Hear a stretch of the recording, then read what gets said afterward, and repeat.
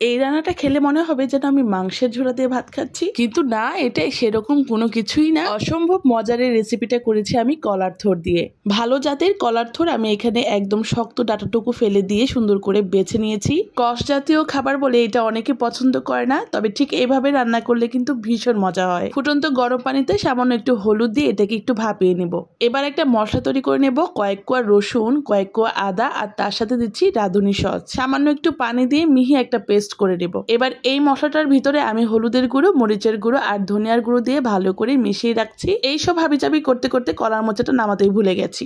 একটা চানলিতে আমি পানি ঝরিয়ে নিচ্ছি। কড়াইয়ে কিছুটা তেল গরম করে তাতে গোটা গরম মশলা দিয়ে দিচ্ছি। এবার দিয়ে দিব 1 মুঠ পরিমাণ পেঁয়াজ কুচি। পেঁয়াজটা তেলের ভিতরে একটু নরম হয়ে আসলে ভিজিয়ে রাখা মশলাটুকু দিয়ে দিচ্ছি। মশলাটা কষানোর সময় এত সুন্দর একটা স্মেল বের হয়েছে।